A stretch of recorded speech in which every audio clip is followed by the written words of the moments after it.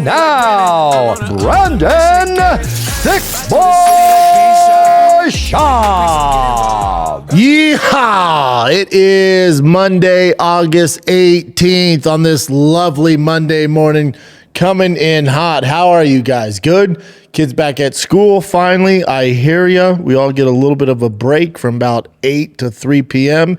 Let's back on that train, dude. Sports are picking up. That's right. If your kiddo's in sports, the schedule is getting packed. Your weekends are gone, fam. Your weekends are gone. I wouldn't have it any other way, but it's a lot. It's a lot to manage. When you got two kids playing two sports, football and baseball, it's your glorified Uber drivers. Shout out to all the dads and moms out there, but nothing better. Nothing better, because someday you're going to be sad that you don't have this crazy schedule, because they're going to be grown up and driving themselves. So try to embrace it. I get it, man. I get frustrated too sometimes, like, oh, God, I could be that 4, but it's a blessing, man. It's a blessing, because that's going to go away soon. So just take it in, parents. Take it in. Let's get to the action of UFC 318. This one is juicy. Overall, great card. The card was fantastic. Fantastic. We knew it was going to be a tasty one. We knew they were edging us with these terrible fight nights. This one was good. This one was good. The criticism of this card doesn't come off the main event, so we're just going to jump right into the main event. So you'll see right now, especially along the MMA fan base, I would say the majority of fans are upset with the main event with Khamzat and DDP. So you'll also see a lot of people who do what I do go, if you didn't like that, you don't know fighting, or, DJ, who I absolutely love, goes, just turn it off. And they're right to that opinion. And I see both sides. I'm not trying to create a rift here or anything like that. What I'm saying is, it's okay if you don't enjoy Khamzat taking a guy down and controlling him for 25 minutes. You have that right, and I get it. I get it. Khamzat's style, when it comes to his performance against DDP, I'll try to compare it to this. I watch a lot of baseball, right? I don't miss a Dodgers game. My kids are obsessed with baseball, so now I got to be into baseball. What Khamzat did Saturday night is no different than when, back in the day when Ohtani was only pitching 4 innings, Yoshi for the Dodgers, right? Or Paul Skeens. What Khamzat did is basically like throwing a no-hitter in baseball. It's so impressive. You're like, oh my God, they are dominating. But it's actually pretty boring to watch. Unless you really enjoy the game, unless you really enjoy fighting, I can see how a lot of people are like, dude, we got told, and rightfully so, on paper, we got told this is the greatest middleweight title fight in how many years? I said it's going to be like Izzy, Kelvin Gastelum, way off. Izzy, Kelvin Gastelum, or Shogun, Rua versus Dan Hendo, that type of vibe. And you didn't get that. But what you should do, if you can step back from the entertainment side of things, step back, you have to realize what Khamzat did to DDP was an absolute demolished him. It wasn't a competitive fight. So again, I can see how, like, dude, this is boring. This is like a Dagestan or a Chechenian John Fitch style. I get that. But you have to realize he pitched a no-hitter. He didn't get touched in a world title fight against a guy who is undefeated in the UFC, against a guy who has been destroying the competition at every level. He didn't get touched. So I look at it and I enjoyed it. I went, Jesus Christ, he's dominating. Also, I enjoyed it because a part of me is always like, DDP is going to pull something out. There's something eventually something's going to happen here. And it kind of did at the end of the 5th, but I'm with Dana on, I had it 10-8 all 4 rounds, and the 5th, it was a 10-9. When you control a guy that dominant for that long, to me, it couldn't be more clear that those are 10-8 rounds. When you can't get out of a crucifix, when you can't even attempt to get up, that would be total domination. That's a 10-8 round by all metrics. So to do that, and nobody's been able to do this to DDP. Nobody. Even remotely close. No one's been able to dominate him like this. Again, he's undefeated in the UFC. His strength of schedule, his competition is out of this world, and he didn't have a prayer in winning this fight. It wasn't even competitive. He got dog walked. So when you look at Khamzat, the criticism would be, well, he didn't go for blood. He didn't go for the finish. And I would argue it takes two to tango. He never had the opportunity to go for broke. He never had the opportunity to look for a finish. He went for that terrible Americana or whatever. But overall, it takes two. So when you look at Khamzat, when he comes out like a banshee, he came out like, I think he took him down in 8 seconds. So he came out like a banshee, which we all thought. I think this is the perfect recipe because you got to give DDP his credit. And we're going to see this as Khamzat's career goes on. DDP is the big white rhino from South Africa. He's so big. He's so strong. The knock on him would be is technically he's not special in any category. His striking, you wouldn't watch and go, oh my God, this guy, world class. His grappling and wrestling, you would go, oh my God, world class. He's just a big fucking brute who has more will and has more heart than anybody on the roster.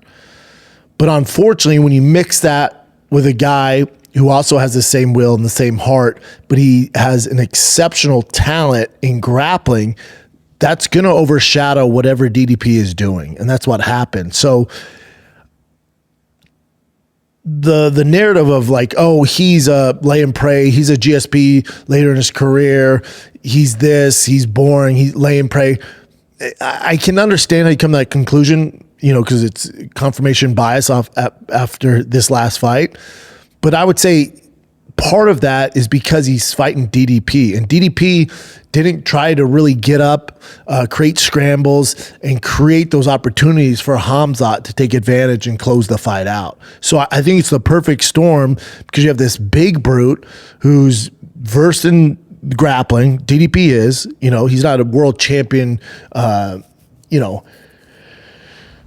ADCC guy, you know, but he's fucking pretty damn good on the ground. But when it comes to wrestling, he just wasn't doing the right techniques to get up, to create those scrambles that force Khamzat to use energy and to try and tire him out. Khamzat could have done this for 10 rounds. You know, I was in Khamzat's camp. I saw with my own eyes what he did to legit wrestlers, legit grapplers.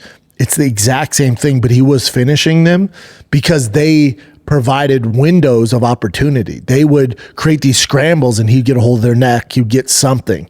DDP really didn't do that. He kind of just turtled up or would try to stand even though he had his back and was riding him out. He just wasn't giving Khamzat too many opportunities. So I think Khamzat's like, okay, all right, I'll do this for 25 minutes. This is my entire camp. I did this. So that recipe that DDP had, for whatever reason, doesn't give you any sort of opportunity to beat a guy like Khamzat. And that's why he got absolutely dominated. And here's what sucks if you're a DDP fan or you're DDP. There's not enough hours in the day to make up that gap. He will never beat Khamzat. It just will never happen. So unless Khamzat moves up to 205, which I could see him doing, whether he moves up and he vacates the belt or something, or someone catches Khamzat and he loses, if Khamzat's champion, DDP will never see gold again. It's literally impossible to make up that gap in grappling. It's impossible.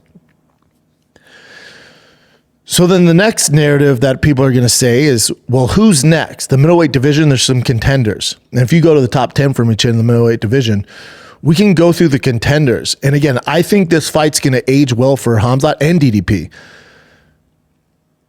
because the next guys in line, while they might scramble a little better than DDP, they're going to get finished.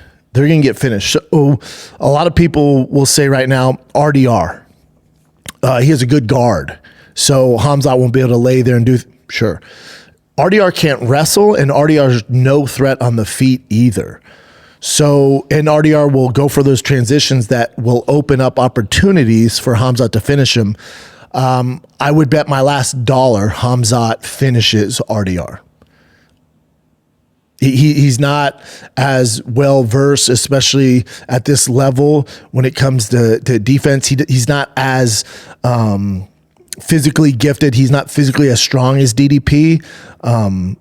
I have questions with his cardio, especially if DDP's taking him down over and over, because RDR will attempt to get up and roll for ankles and legs and stuff like that. That fight doesn't go 5 rounds. That fight didn't go 5 rounds. It just doesn't. Imavov and Barrio, probably, who, if somebody gets a impressive win, like they get a finish, that will probably be the next guy in line if it's not RDR. I don't think either of those guys have the skill set to beat a guy like Khamzat. Here's how you beat a guy like Khamzat. It's very similar to Merab, where you're not going to be able to. There's nobody on the roster. There's nobody in that top, we'll say 12 right now. There's nobody in the top 50, but there's nobody in the top 12 who can match Khamzat inside the octagon when it comes to wrestling. It's just not happening. So we know that's not a path of victory as far as out wrestling Khamzat. It's just not happening. He's probably the best wrestler in the UFC. Not happening. Okay, cool. So how do you beat Khamzat? You're going to get taken down. You're going to have to get up, and you're going to have to create opportunities. You're going to have to create Hail Marys. It's very similar to Merab and Corey Sandhagen. The reason why Corey Sandhagen has a chance to beat Merab is because he has those Hail Marys, meaning when Merab's shooting in a flying knee, a spinning elbow, it's going to take something like that to dethrone these guys. It's 1 in 100 chances of happening, but that's your only chance to beat these two. You have to have that Hail Mary, and you might lose 9 out of 10 times, but there is the opportunity, if you have that in your arsenal, to pull it off. But in general, Merab, Khamzat are going to be champions for very, very long stretches, because there's not much risk when you have their styles. You're not an Izzy, you're not an Alex Pereira, you're not a guy that gives them the opportunity to look for finishes on the feet. You're playing a different game. You're playing a much more safe game because you're so dominant in grappling. So it's on the opponent to try to create these windows, and it's such a Hail Mary, and it's such a small window to pull this off. And there's a few guys who can pull that off, but the chance of it happening are not good. So you get these these guys are reigning champs for a long, long time. Does that make sense, Jen? Yeah. So Corey Sandhagen has the ability to pull that rabbit out of his hat. Again, the chance of it happening are not good, and there's a reason he's a big underdog. I look at the rest of the roster at the middleweight division, and again, this loss for RDR is going to age well, because he's going to be probably the only guy in a long time who's able to survive Khamzat, and that's kudos DDP, because that's kudos to DDP that he was able to stay in there for 25 minutes and not get finished. I have a feeling for the next few fights, guys are going to be getting finished, because they're not DDP. They're not these big, strong brutes who are tough as nails, are aware of when Khamzat gets their back. They're going to go, all right, I don't want to lose like DDP. I'm going to take some chances, and that's when Khamzat's going to get finishes. Khamzat just didn't have a lot of opportunity for finishes. It wasn't there, and that's why you get this fight. Again, I enjoyed it because seeing a guy like DDP at his level and his wins, and you look at his resume, like, holy shit, to do that to a guy for 25 minutes is wild. He pitched a shutout. Again, if you're a baseball fan and you watch your team pitch a shutout, it's not that exciting. For whatever reason, when Yoshi's pitching and he might give up 1 or 2 hits, it kind of sucks. Even though it's great for your team, it's not exciting at all. At first, you're like, okay, cool. After the first inning, you're like, okay. And then it's just more of the same for fucking 7 innings until the closer comes in, But it's really not that fun. For whatever reason, the Dodgers really don't create a lot of offense when he's pitching either. So you get scores like 1-0, 2-1 if you're lucky. And there's not a lot of action. There's just not. But it's so impressive. It's insane. It's insane. But if every team in MLB had a guy who's capable of throwing shutouts every night, their ratings would suck, dude. People are like, this, dude, what the fuck? What do we like? Home runs. What do we like? Knockouts. What do we like? Finishes. We like that, and it is a form of entertainment. But at the same time, too, when a guy pitches a no shutout like Khamzat did, you have to appreciate it. You don't have to like it. I'm not saying that. And you can criticize it, but I think the criticism should come from both ends, because it's not just Khamzat. Of course, he wants to finish him, but there wasn't a lot of opportunity. And if he were to open up those opportunities for DDP to get up, then his opportunity and his chances of losing go up.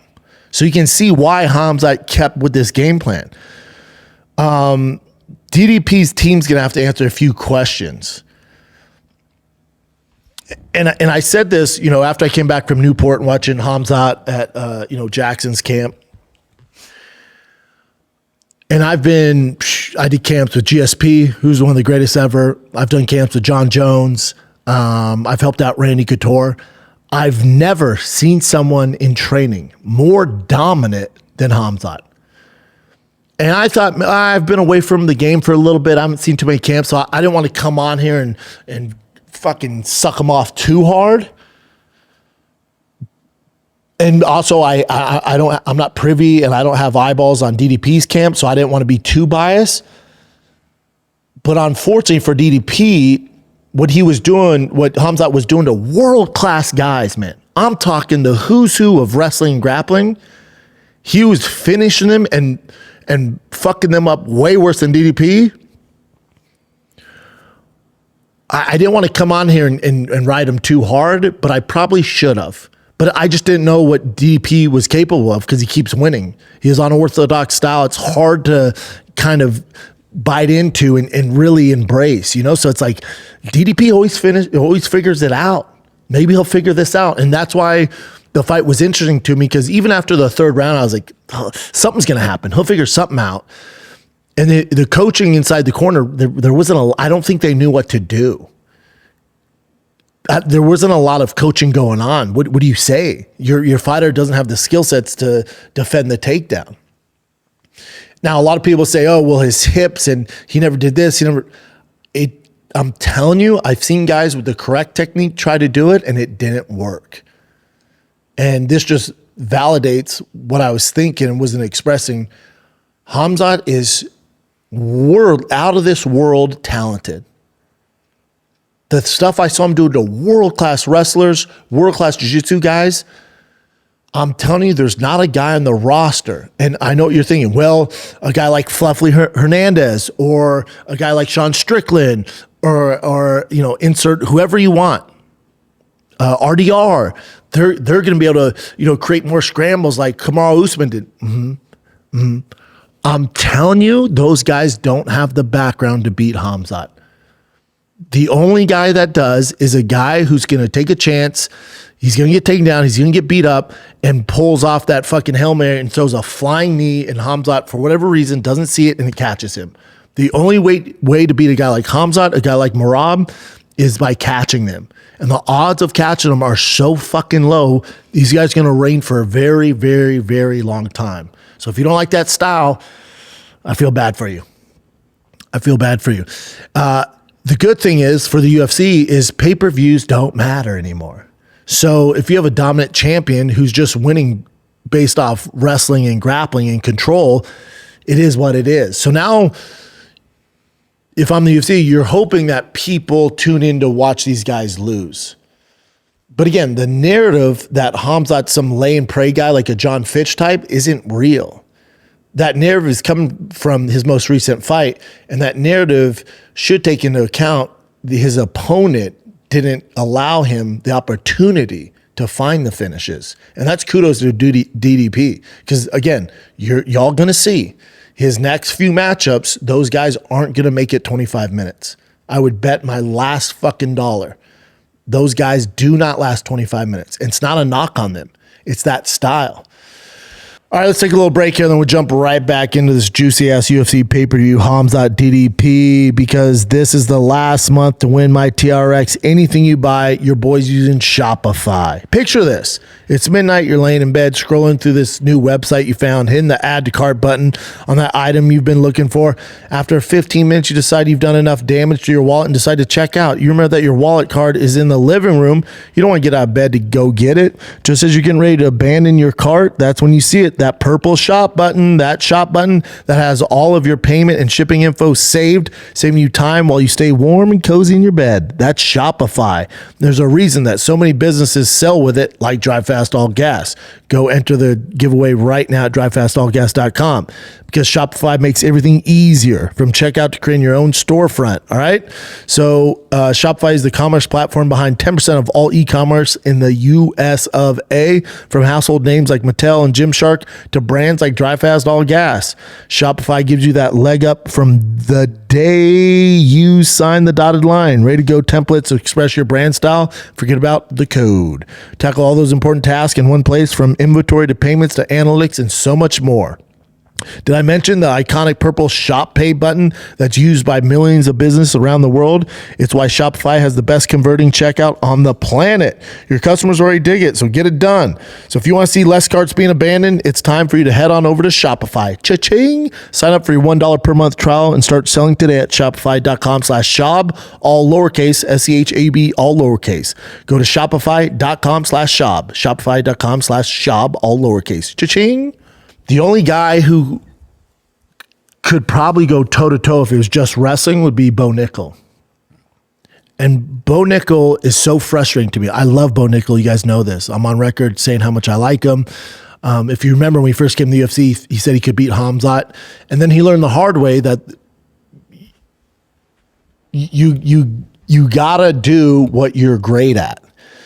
So Bo Nickel's problem is his camp, for whatever reason, has decided that he's a striker, and they have him clinching and striking a lot. And it's not a knock on Bo Nickel, but again, there's not enough hours in the days for him to make up the gap to become just an efficient striker in the UFC. There's guys who've been training all their lives in the UFC for striking the same way he's been training for wrestling. For whatever reason, he doesn't want to be boring. I don't know what it is. There seems to be some mental block with him and his camp that goes, nope, we're a striker. You're not. You're an amateur striker. When it comes to MMA, Bo Nickel's an amateur striker, but you're at the UFC level, and you're trying to get wins by striking, and you're learning the hard way. So if I'm Bo Nickel, and he tweeted out like, oh, I got work to do. It's not even that you got work to do as far as your striking. Fuck all that noise, dude. Forget about your striking will never be at the level where you're winning legit UFC fights. It's not ever happening. But what can we take away from Khamzat's success? You can get very far based off your grappling. So he needs to find ways to get guys down, to get a hold of their hips, to ride them out like Khamzat, and then find the finish once you mentally break them. That's his fastest path and easiest path to becoming a legit UFC star. If his camp is working striking every day, he should fire everybody. That is not the roadmap for Bo Nickel. Bo Nickel should look at this and go, well, I've beat guys that can beat Khamzat in wrestling. Cool, dude. Then do that. Why are you trying to win fights with your fucking hands and feet? It doesn't make sense. He got fucking KO'd by RDR, who isn't exactly a world-class striker. He should be taking a page. Look, he goes, gotta lock it in. And if lock it in means you fucking wrestling, then lock it in. But if lock it in means got to get back in the gym and hit mitts, then fuck my face, dude, because that ain't going to work. So if anything, hopefully Bo Nickel saw Khamzat and goes, okay, I got it. Because Khamzat on the feet's a liability. I'm not going to lie to you. Now in training, he hasn't adapted and he's not as comfortable on the feet yet as he is wrestling, right? Because his background's wrestling. Same thing for Bo Nickel. So for Khamzat, you see him again, it's a guy like Mershart, who's not a very good striker. He fucking starches him in the face with his striking. But the issue for Khamzat is every guy he's fighting outside RDR, and RDR is going to learn, but every guy he's fighting, Sean Strickland's a better fighter, or not better fighter, better striker. Sean Strickland's a better striker. Imavov's a better striker. Izzy a better striker.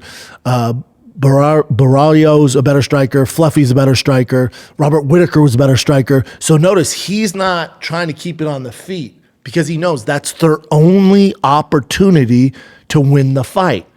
If it's wrestling and grappling, his odds of winning go up 98%. There's a 2% chance any of these guys can beat them. It's just not happening. They have to have that Hail Mary. They have to hope Khamzat shoots with his head to the middle or to the outside, and they just happen to be throwing a jumping knee and time it perfectly. It's the only way you can beat Khamzat. His odds of winning are so much higher because there's not a lot of risk involved when your background's wrestling. For Merab, there's not a lot of risk involved. That's why it's so impressive when guys like Anderson, Izzy, Alex Pereira, when they're pure strikers and they still become champ and reigning champs, that's so much more difficult to do. Because they can get caught. It just happens. Even if their technique's flawless, they can get caught. But if you're a wrestling pedigree, you have such better odds of not getting caught. You control the fight. Does that make sense? So for Khamzat, and I know everyone's like, all right, man, let's see Fluffy. And I love Fluffy. And it would almost be better if Khamzat goes up to 205 because we're going to get a bunch of fun fights. But Fluffy does create, those transitions, and he does get back to his feet, and he does have good cardio. And his wrestling's pretty damn good. But it's not Khamzat good. He doesn't really have a background in wrestling. I think he wrestled in high school, but I think he dropped out of high school, got kicked out. So he's even though he's good for a UFC middleweight, he's not world class like Khamzat. And there's a big, big, big difference. But Fluffy, I'm interested to see how he goes about that fight because he does have good cardio. And I'll say this too, for the Khamzat haters out there, we didn't learn anything from this fight. Yeah, you might be right. And if we're going to question his cardio, this didn't, and I told you, I've seen the guy's fucking cardio, it's insane, but it only matters what you do inside the octagon. This is the best he's looked for 5 rounds, but he also wasn't pushed. What Khamzat did was what he can do all day, what he's been doing since he was 4 years old. Taking guys down, riding them out, wrist control. This wasn't that high of a pace. He wasn't, burning his energy because this is all muscle memory. This is another day in the office. He wasn't forced to, make any kind of changes in his game plan. He didn't have to. So he really wasn't burning the candle. He was just kind of in cruise control, beating the piss out of DDP. So maybe a guy like Fluffy pushes him a little more, which in turn makes for more entertaining fights. And if that's what you want, these younger guys coming up, even Sean Strickland, the RDR, these guys, I can guarantee you the fight will be more entertaining, but I can also guarantee you they probably get finished, if that makes sense. And that's kudos to DDP. I'm telling you, this fight, him lasting 25 minutes, no matter what you think about it, him lasting 25 minutes is insanely impressive because I have a feeling nobody else can be able to last 20 minutes. In DDP's team this morning, I don't know what you do. I don't think he ever fights for gold again if Khamzat's the champ. DDP's team this morning, if you're sitting around and you're watching the tape, you go, what do we do? I don't know. we don't have the skill set to defend the takedown. It's not what we do. So it's a bummer. Yeah. I saw his coach also say something about the ref should have stood them up more often because there's not enough action going on. He blamed them. Like, that's partial reason why he lost. Well, that's a problem. Yeah. Not taking accountability for your camp and for your fighter and not preparing him for this. Because we knew, everyone and their mom knew that Khamzat was going to shoot on DDP. When he got him down in the first 10 seconds, I went, oof, this is going to be rough for DDP. It was so fast. It was so fast. Because remember, DDP is not stupid. He's beat some of the very best guys in the world. He's a world champion for a reason. I would assume, I got to assume because it's a good camp, that they worked on takedown defense for the majority of the camp. Yeah. So when for 8 weeks, whatever it is, 12 weeks, you're working on not getting taken down, and in the first 10 seconds, you get fucking picked up like a baby and slammed to the ground, it does something to you. You know? But I got a feeling this, even though it's a loss for DDP, it's going to age well because he didn't get finished. I got a feeling those other young bucks coming up are going to get finished because they're going to go out on their shields and create opportunities for Khamzat to finish him. Lerone Murphy and Aaron Pico. Love Aaron Pico. You guys know this. I've been on Aaron Pico's dick for a long, long time. This one was tough for me because I want Aaron Pico to win. I think he has all the skill set to win. But I also like when guys come from other organizations and don't do well because I keep fucking harping. Everybody else who does what I do, who commentates on fighting, will try to paint this picture that these other leagues are just as good as the UFC. They'll say, well, the depth, they just don't have the depth, but their top 5 can compete in the UFC. It's not fucking true. How many times are you going to have to watch a guy that has success in Bellator or whatever come over to the UFC and get absolutely fucking mud stomped? How many times? What do you think it is? What do you think it is? It has a lot to do with the competition they're fighting now. A lot to do with it. They're fighting for their first fights, the toughest competition they've ever faced. There's that. That's probably the biggest reason. There's also B, and again, listen to Dominic Cruz. I'm just an idiot with CT who spends all his money on cars. But listen, the nerves of the UFC being the big show is real. Unless you're a complete savage like Dominic Cruz, for the majority of people, the UFC is the big show. There's a lot of pressure. And even MVP, I was just watching a clip of him talking about it because they said, why do you think guys come from these older organizations and they don't perform as well? And he goes, listen, even for me, my first fight, and he goes, even till now, I'm 4 fights in, I still haven't performed to my abilities. There's just a lot of, it's just different. There's a lot of pressure. So when you come to the UFC, these guys are trying too hard. When in training, in Bellator, and whatever other organization, there's not as much pressure and you're more relaxed and you're fighting to your capabilities. You come to the UFC and it's the big show. There's a lot more pressure. There's a lot more eyeballs. It's just different. Every other league is the minor leagues. But there's going to be analysts on here who do what I do, tell you, no, these other leagues are just as good. I don't know if they're getting paid from those organizations. I don't know what's going on there. They're not. They're not. You can give me some examples. Oh, what about this guy or what about this guy? Sure, and those guys are doing well.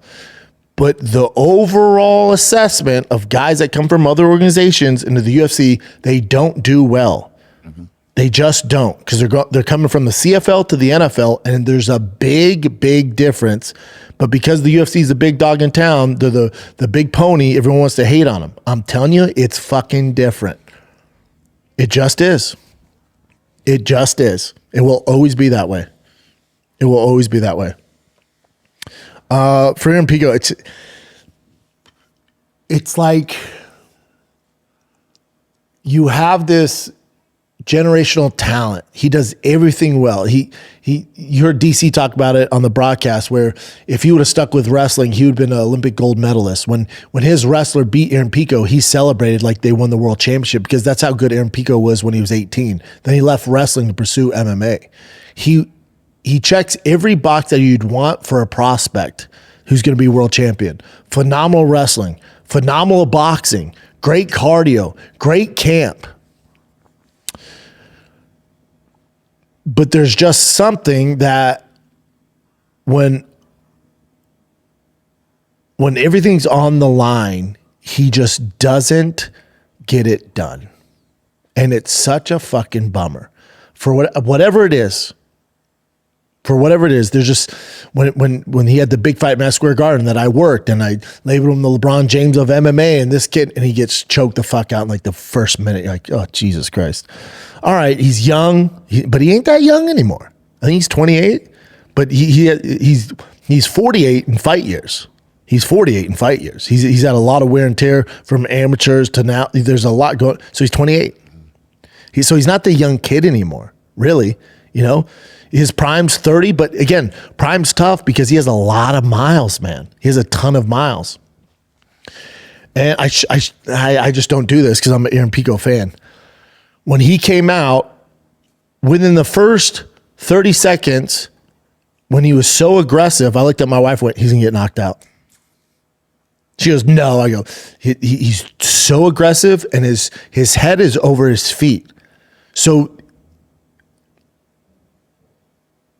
when you're fighting that style, and you're fighting a guy like Murphy, who's an elite striker, and Murphy mentioned this in the buildup, he goes, I'm going to use his aggression against him. And that you have to be at such a high level to pull that off. And Murphy's that guy. So when I saw Aaron Pico being so aggressive, and he got caught with a knee early, but it was just a matter of time. Again, in Bellator and PFL, you can fight that way, and you're going to melt a lot of guys and get a lot of wins. But then you come over to the UFC, and you're that aggressive, and you get highlight reeled knocked out in your first fucking fight. Because you're dealing with actual fucking pros at the highest level.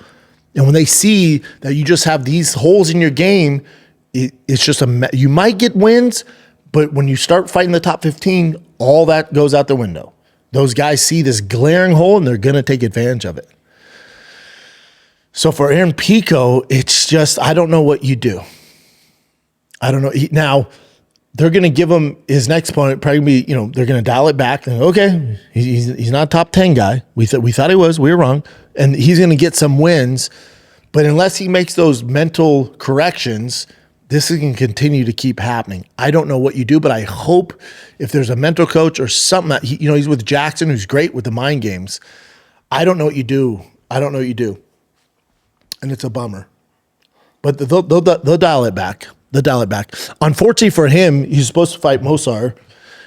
That's so sad. And that would have actually been a better fight for him. Looking back, in retrospect. Yeah, in retrospect, you're like, oh, yeah, because Mosar's not going to do these crazy things and finish him. It's going to be more of a wrestling clinic. And that would allow Aaron Pico to kind of flourish in that and use his body shots and set things up. And the risk of getting knocked out is not as high. But this could be a blessing in disguise, because outside Mosar, those other guys, Diego Lopez, Yair Rodriguez, Brian Ortega, they're going to fuck you up, dude. Silva. So maybe it's in the blessing. I'm trying to find a positive here. The blessing is that this happened now. And you can go back to the drawing board and go, all right, we got to dial the aggression back. We got to keep our chin tucked, not lead face first, not be so aggressive, know when to use it. And then they give him some proper matchups, and then he can start to work his way back to the top 5. So it could be a blessing, because if let's say he pulled off, because his aggression's so outrageous, let's say he pulled off a 1 minute knockout, they might give him a title shot because it's Aaron Pico. And then you're going to get dismantled by Alex. Dismantled. So, again, it's a marathon, not a sprint. So in hindsight, I'd tell him, okay, we got some work to do. This is a good thing because now we see the holes in your game, which I wish they would have saw a long time ago. But okay, let's patch up these holes so when you get to the higher level, this isn't an issue for you anymore. There's that. Outside that, I don't know how positive I can be. Let's take a little break and I'll jump right back into glazing Khamzat. All right. You know what doesn't belong in your epic summer plans? Getting burned by your old wireless bill. While you're planning beach trips, barbecues, and 3-day weekends, your wireless bill should be the last thing holding you back. That's why I made the switch to Mint Mobile. With Mint, you can get coverage and speed you're used to, but for way less dineros. And for a limited time, Mint Mobile is offering 3 months of unlimited premium wireless service for just $15 a month. So while your friends are sweating over data overages and surprise charges, you'll be chilling with the fam, literally and financially. All right? So this year, skip breaking a sweat and breaking the bank. Get this new customer offer and your 3-month unlimited wireless plan for just $15 a month at mintmobile.com/Schaub, SCHAB. That's mintmobile.com/Schaub. Upfront payment of $45 required, equivalent to $15 a month. Limited time new customers offer for 3 months only. Speeds may slow above 35 GB. Unlimited plan. Taxes and fees extra. See Mint Mobile for details. mintmobile.com/Schaub. Carlos Prates looked fantastic. Jeff Neal's never been finished. 2 back-to-back spinning back elbow KOs in a row. Yeah, insane, dude. Insane. You would have had all finishes besides that main event. You would have had all finishes if Michael Venom Page would have been more aggressive. Because Michael Venom Page could have finished Jared Cannonier. The UFC's probably going to knock him for this, but he was kind of showboating.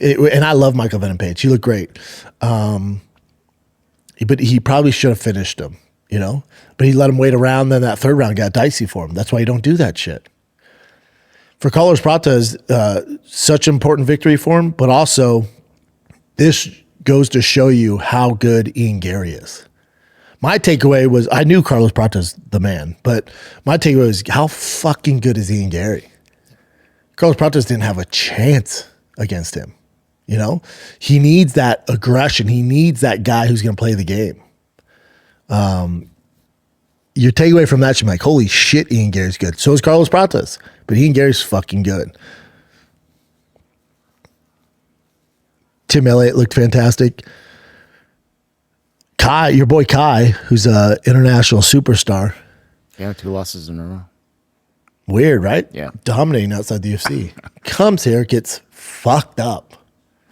And Tim Elliott's a good fighter. He's not like you say, the world beater kind of He's dude. top 15. He had a good showing when he fought Mighty Mouse. But yeah, he's not like tip of the spear. Yeah. He's tough, but not, yeah. And he finished Kai. Kai got his fucking dick eaten like Kobayashi. Welcome to the UFC. It sucks. He's 0-2. He's 0-2. I even enjoyed the prelims. Some were a little boring, but they were good overall. Mershot's striking so bad. He's that old vet though, you know? Yeah. I mean, that kid who came off Dana White's Contender Series, that Chechenian, his name, change your name though, right? Change your name. Get a nickname so I don't flub your fucking name every goddamn time. Change your name. Change your name though. Yeah, but you got to learn it. Nah, refuse to. Change your name. Say his name, Chin. I can't. The guy fought Eric Nolan had, you know, he's a military dude. I was rooting for him. He had some success in the fight. He says he's going back down to 170. I like that guy. Baysanger Susrakov. These are impossible names. Baysanger. Just go by Bang. Go by Bang. Bang ass. Taking a fight on 4 days' notice, but also fighting a newcomer.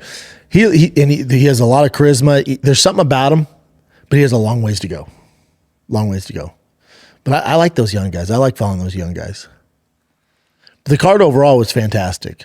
Again, I can see the criticism on the main event, but you saw a shutout, and they're not that exciting. You saw a shutout. They're not that exciting. Be upset that DDP didn't go for home runs. There's that too, you know? So it takes two to tango. But the narrative of Khamzat's this boring John Fitch type of character. Nah, man. You do your research, dude. Do your research. No, he was attacking the whole as he was holding him down. He was still attacking. His ground and pound wasn't great. It wasn't that much of a threat. What do you think about this is always weird to me because he put him in the crucifix multiple times when he's like landing nonstop, but it's not like hard, like really, really hard punches. So at what point, if you're a ref, do you say like, all right, let well, it go. Enough? You let it go. You let it go. Yeah, unless they're, if you see DDP's eyes rolling back, but he was kind of turning. He was smart about, he couldn't get out of it, but he was smart about hiding, and getting hit behind the ear and shit so they would stop it. But those weren't like crazy significant shots no, they weren't. where you're going to stop the fight. Yeah, a ref with less experience might have stopped it, but no. No, it wasn't like a Roy Nelson when he gets in the crucifix and you're fucking pounding your eyes in. It's different. Yeah. But yeah, he pitched a shutout. They're not exciting. If you appreciate the technique and that and what he did to a DDP, I found it interesting. But I get it. I get it. You guys want home runs? I get it. And I also think now that Khamzat's champ, he's going to be a lot more active. I know Dana talked about him fighting soon too. Plus, there's a lot of people waiting in line. So Khamzat needs to get going. But to me, this just confirmed what I saw in camp against world-class guys. And I've been out of the game a long time. I bet DDP is doing the same thing. He's not. Khamzat's that fucking good. I've been around fighting a long time. I've seen world-class guys. What Khamzat was doing to these fucking guys was insane. Yeah. Insane, dude.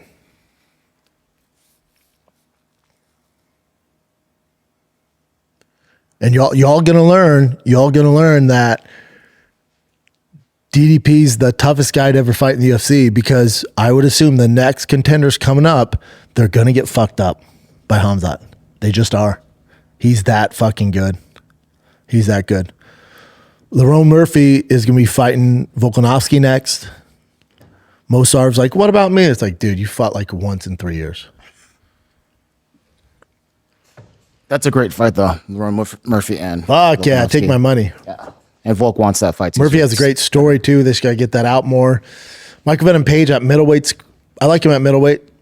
He does look, he's like kind of still soft, right? So yeah, but right? he looks good there. And performs. also, I was worried at him at middleweight, he'd get tossed around, just the physicality of fighting at middleweight. Jared Cannon's fought at heavyweight. Jared Cannon's a big boy. Yeah. He's kind of tossed him around a little bit.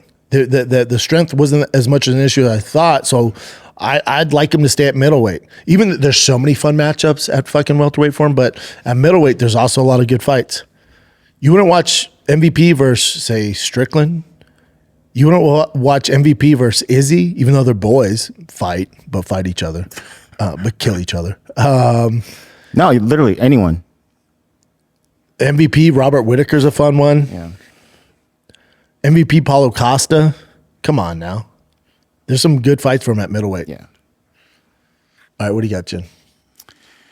All right, we covered all that stuff. I thought this was just funny because we've already talked about this, how Carlos Prates smokes cigarettes. So he was doing it at the post-fight press conference. Is this where Dana goes, who's smoking? Yeah. Post-knockout cigarette feel like? Feel amazing. Smelling like cigarettes up here. Carlos, what? That's kind of wild. Are you allowed to smoke in a... I don't know. Who's going to tell Carlos not to, Yeah. He's a fun one, man. Yeah. He's such a character. I love him. Yeah, he's great. Love him. We talked about this already, but Dana White addressed this at the post-fight press conference as well. Yeah, he said, what did he say? 1 in a billion chance that he fights on So this is for the audio listeners. Jon Jones, obviously, he went back into the testing pool, and then this is Dana White's response to him potentially fighting at the White House. Is there anything in the next few months or several months that Jon could do where you could say, okay, I actually trust him to put him on that card? Let me ask you. What do you think John would do in the next couple of months that would make me trust putting him on the White House card? Well, I would not trust him, but I would like to see him fight Aspinall on that card down the road. So I already said that I don't trust him, and you're asking me what could he do for me to trust him in the next 3 months. You don't trust him. Yes, but you talk to him. I don't. Yeah. No, I don't talk to him either. I haven't talked to him at all. Well, there's a greater chance you'll talk to him than I'll talk to him. Yeah. I would not bet on, if I had to make odds, it's 1 billion to 1 that I put Jon Jones on the White House card. Is there? Now, with Dana, it's never say never, though. So you're telling me there's a chance. Because if John does stay out of trouble, passes all the piss test, and John's available, they're putting him on the card. I think this is Dana's way through the media challenging John. Like, I bet you won't do it. And a way to get John to respond is like, hold up, you don't think I can? And Dana's going, absolutely not. Matter of fact, 1 billion to 1, dude. And that's going to get John to stay focused, stay out of trouble. Yeah. Because I'll guarantee you, if Jon Jones is healthy, back in the test portal, ready to go, no issues, by the time they're booking that White House card, I will guarantee you he's on that White House card. But this is Dana. Dana knows what he's doing. He's a smart dude. This is him telling John, you can't do it. And a way to get John to do something is by telling him he can't. Yeah, challenging. That's what he's doing. And it's brilliant. Well, there you go. Now, in a month from now, we're going to have some fucking thing on here. John wrecks into a hope fucking not, dude. pregnant lady or some shit. Another one. All right, so this is another one. I think Jon Jones has a better chance of fighting than Conor. Really? Yeah. I haven't really this? thought about it, but yeah, maybe. All right, so I think we talked about this last week, but then there was reports about the UFC Apex expanding from 5,000, anywhere from 5,000 to 10,000 seats in it. So it's like an actual event. I think Ariel Helwani reported it, and he got it from Las Vegas Sports Biz, which is it's like a sports business news media outlet. And then this is Dana White responding to that. And what I found fascinating about this is the way he responds. So check it out. Complete lie. Everything about that story was a lie.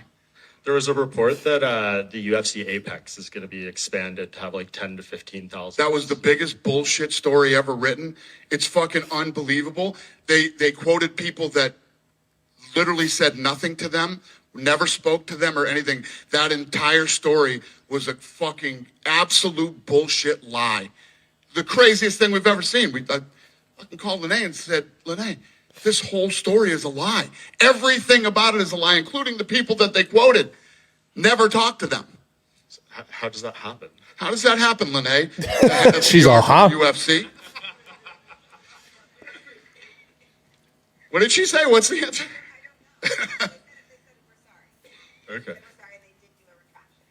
Okay, so you're satisfied with the recent construction to the Apex? That's how it's going to be. Yes, I mean, to think that if you look at the construction that's going on at the Apex, to even think that it's going to be a 10,000 seat arena, anyway, yeah, it's fucking unbelievable. Complete lie. Everything about that story was a lie.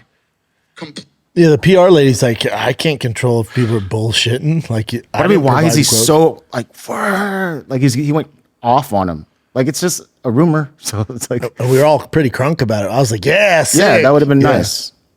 But he was like adamant. Like, he was like, what the freak? Yeah, because he deals with a lot of bullshit, right? A lot of fake news out there.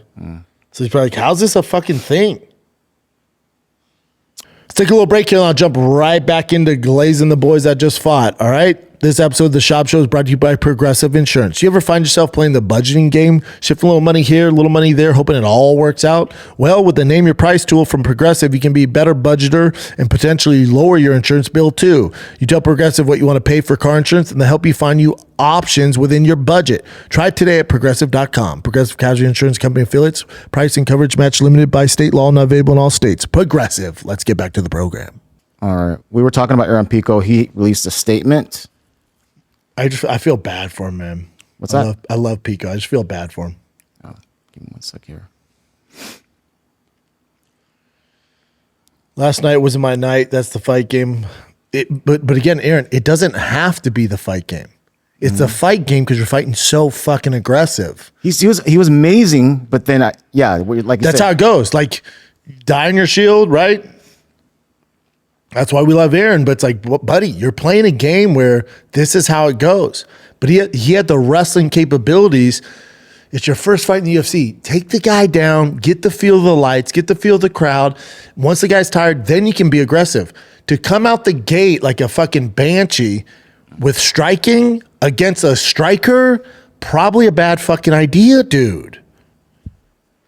Because I'm grateful for my team, my family, everyone who continues to support me, the supporters that have been there from day one, and my new supporters. I see you. Thank you. Win and losses both teach lessons, and I'll come back sharper, stronger, and better prepared. Again, he's always sharp. He's always strong. He's always prepared. It's your way of approaching the fight is the issue at a high level.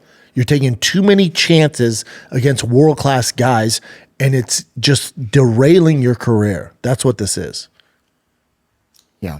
I agree his story's not over. Now, it is over if he doesn't change his approach. If your approach is, I just got caught, I can continue to be that aggressive, that's not true. You're going to get some wins, but I know he wants to be world champion. If you want to be world champion, you can't be that aggressive with that many glaring holes in your boxing game. Yeah. It's not boxing. And you're right when you say he's too aggressive because like when he does get knocked out, when he's aggressive, he gets knocked out bad. That's how it because goes. He's going so hard. He's going so hard, he's leaving himself open. Yeah, his knockouts are terrible. They're bad. I think you kind of touched on this already, but so Rogan named someone who can give Khamzat some trouble. Fluffy? I think he mentioned freaking RDR. Oh, I disagree. I think RDR is his easiest matchup. Oh, really? I mean, again, Joe knows more than I do, so maybe he's right. Looking at the film, I think it's his easiest matchup because RDR is a guy that you're assuming Khamzat's going to fight him like he fought DDP. You're assuming he's just going to shoot for the takedown within 10 seconds and continue to ride him out and stay in his guard. You're assuming he fights the same way. Or does he fight him like he fought Gerald Meerschaert and knock him the fuck out? There's also that. I think RDR is his easiest matchup. Interesting. I think Fluffy would be a tougher matchup. RDR, in particular, given his ability to grapple on the ground, also his ability to land a shot standing, his toughness, his experience, he throws combinations with long lead kicks. He's interesting. Yeah. No, I can see how he comes to that conclusion. I don't see that. But again, only one way to find out. I think Khamzat finishes RDR.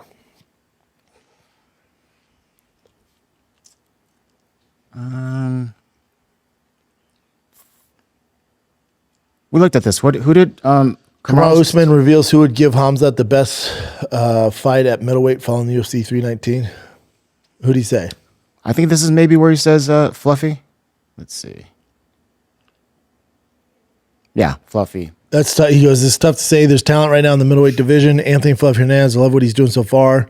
You can see it when you start, and that's what I like about him. When you start to taste success a little bit, you really start bite down and want more and more. That's what we're seeing from Hernandez. He's getting better and better every time he gets in there. He's going far, definitely. Agree. I just worry about Fluffy's credentials when it comes to straight grappling. But he has the cardio. He has the tenacity. I think that's the best matchup. All right, JDM. Okay, so JDM was talking about the whatever app they use in where he's from, and it's not doing well. What do you mean? It's Kaios Sports. He was talking smack about it. You know, like I don't like ESPN Plus, the app. You know, sometimes you can't buy shit. Sometimes it doesn't function properly. Yeah. So he's making some statements about the app that they use in their area. He's from Australia, yes, Australia. So then he also added that they should have a button to turn off DC's commentary because of the way DC was like blowing up Bilal when they were fighting. So he's like talking smack on DC now, like if they had a button to. Yeah, I get it, and absolutely adore DC. He's the belle of the ball for the UFC. I love him. He's so entertaining. He do no wrong in my book. He doesn't bother me. But if I was a fighter, remember, fighters are sensitive. Oh, yeah. Remember, DC is very closely tied to that whole Chechen, that whole fucking Dagestani team. He's very close with all of them. So Bilal's part of that. So he's going to be very biased when they fight. And he can't, I don't think he can help it. So he definitely gives them more airtime, more positive affirmation than he does other fighters. So if I'm JDM, yeah, man, I get it. Yeah. Alrighty. So the whole Paramount deal with no pay-per-views, Dana White eventually said later on, like, there might be some one-off huge fights that come out that could potentially be pay-per-view, even though we're still paying for Paramount. Nah, he has to say this to save face, because I think what happened when they made that announcement, they really didn't have their ducks in a row. So we got all these different reports, and Dana and the brass, the other representatives that control the company, really didn't dial in and talk. So one guy says pay-per-view's dead, but Dana realizes they still have to sell 5 more pay-per-views going forward. So if you're saying that pay-per-view's dead, buddy, your deal with ESPN, you got to sell 5 more of them. So I think this is just, pay-per-view is dead, but I just think this is Dana's way of being a good partner with ESPN. No, pay-per-view's still popping, man. No, I think we got 5 more. No, I think this is actually when they turn to Paramount. Yeah. He's literally just doing this to save face. I think this is him like, no. We might do one-offs, buddy.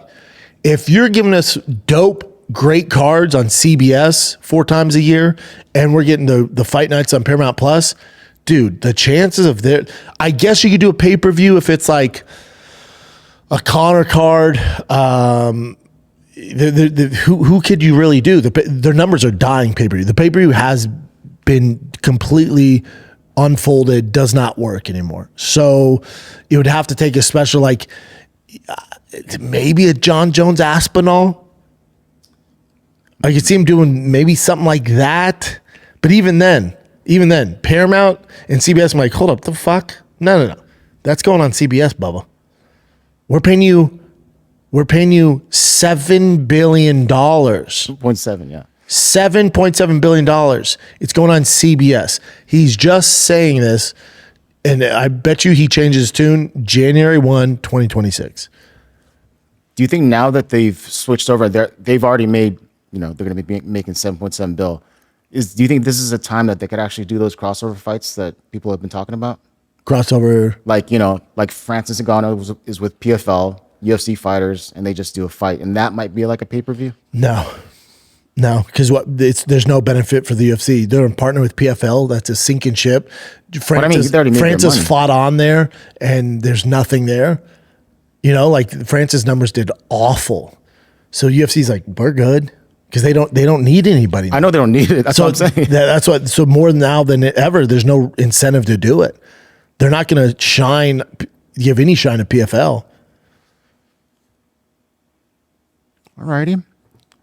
How about this? Mike Perry versus Jeremy Stevens for BKFC. I love it.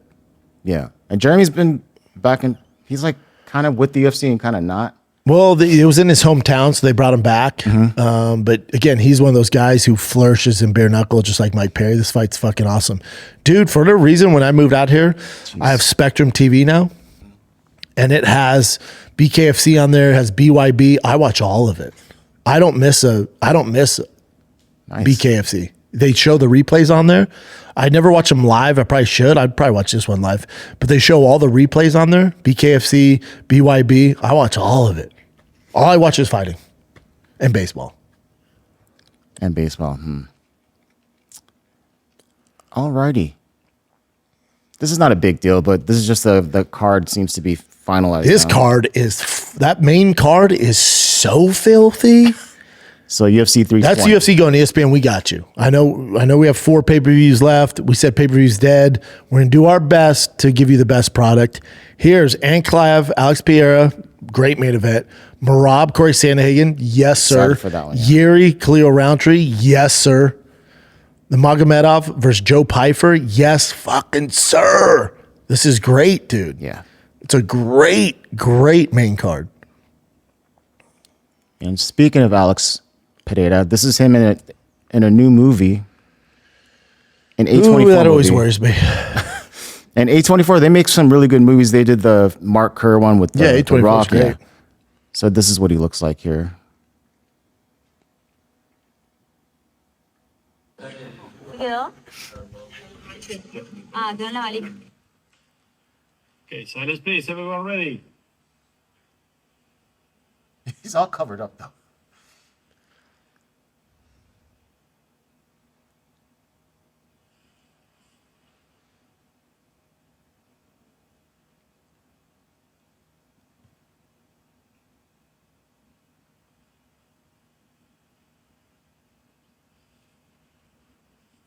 Oscar worthy. Oscar worthy.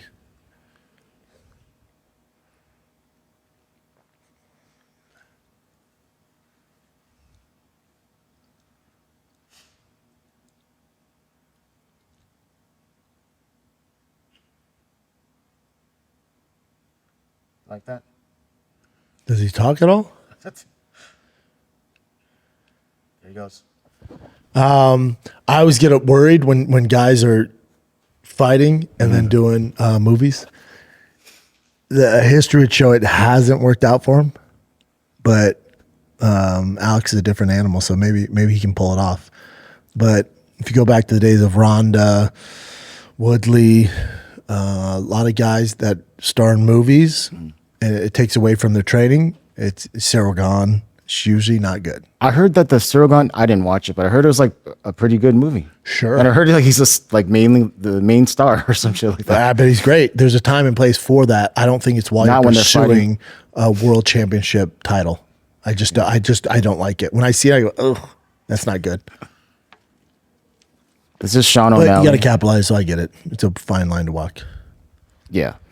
This is Sean O'Malley watching the fights, and apparently he was really high. Double uppercut right away. Dude, he took him down within the first 5 seconds. Khamzat come in fucking double leg. He literally just cruised. Oh my god, you scared me. You made me pee. This is a 10-1 round. Khamzat's that motherfucker, dude. He's literally a big Habib. He's literally a big Sugar Sean. He's lucky I'm at 35.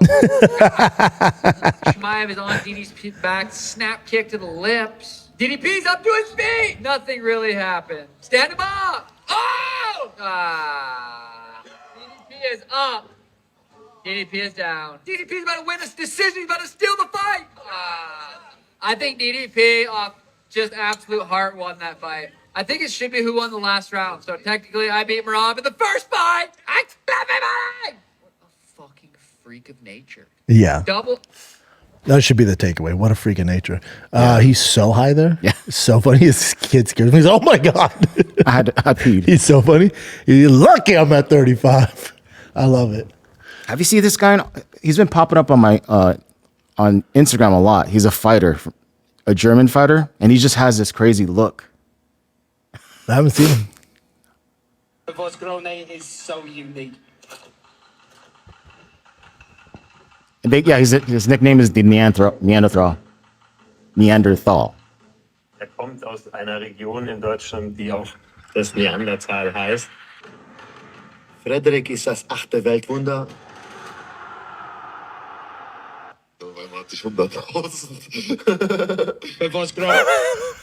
He's such a trip. Yeah, but apparently he's a sweetheart too. Jacked. Yeah, like Brock jacked. And I saw this because people have been talking about Tyson Fury potentially coming out of retirement. Yeah. He's like, no, and look at him now. Look at his body. Oh.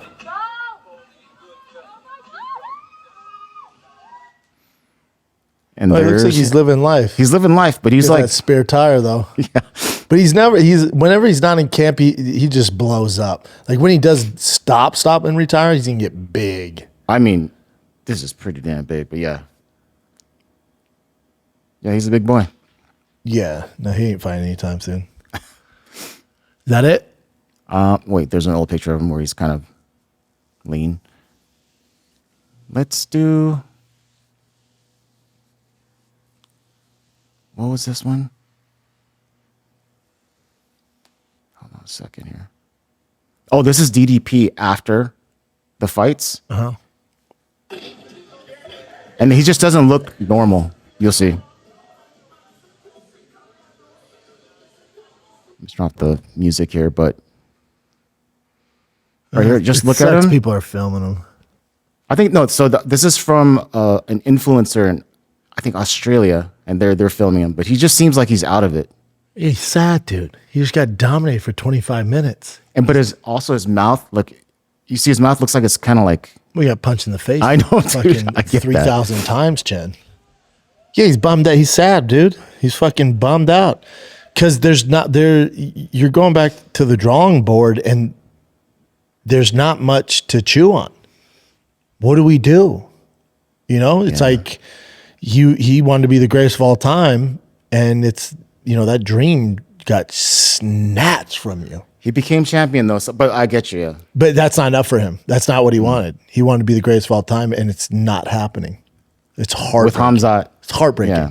And it wasn't like he got caught. It'd be better if he got caught.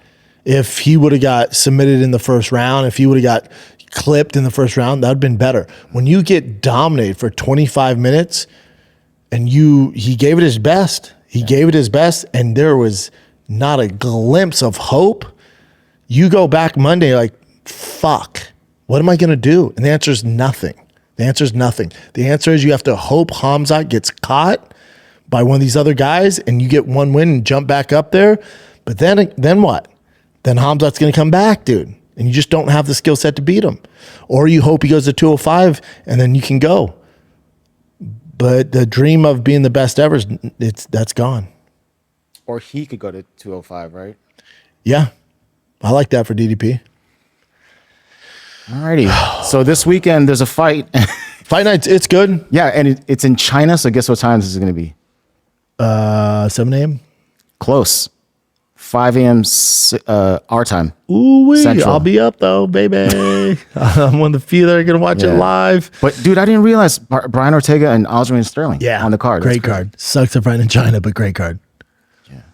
For a fight night, it's great. Johnny Walker and that Zhang, that fucking built in a lab Chinese dude, is a problem. All finishes first round. The fucking crazy. savage. Yeah. Sergey Pavlovich. Yeah, fuck yeah, it's a great fight night. I'll take it. Yep. So that's pretty much it. All right, dude.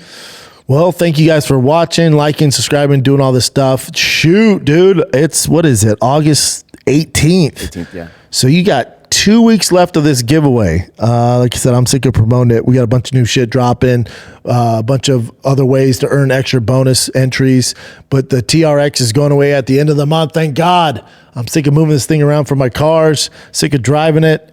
Get you some, man. The TRX Last Call Edition with over $50,000 in mods. The winner also gets $10,000 cash. This thing is completely tricked out. King Shocks, Kibby Tech, Fiberworks, Willwood, Lock Off Road. This thing is so sick. It is a showstopper. Ultimate dad rig. Big ass 38 Toyo open country tires on it as well. I love this truck. You guys are gonna love this truck. Whoever wins it, you're getting a hell of a truck, man. It all goes down this month. This is the last of it. Go to drivefastallgas.com. Anything you buy automatically enters you to win this badass truck. Get you some. All right. DriveFastAllGas.com. That's it from me. Thank you guys for tuning in. Love you guys. Thanks for watching, subscribing, doing all the stuff. That's it, man. I'm out. Have a good week. What's up, guys? I'm giving away the Ultimate Ram TRX with over $50,000 in upgrade. This is one of one. You won't find another TRX on the road, or a truck for that matter, like this truck that I've built. It has over $50,000 in upgrades, and this truck could easily be yours. All you gotta do is go to drivefastallgas.com, pick up some merch, you're automatically entered to win. It's that easy. Good luck.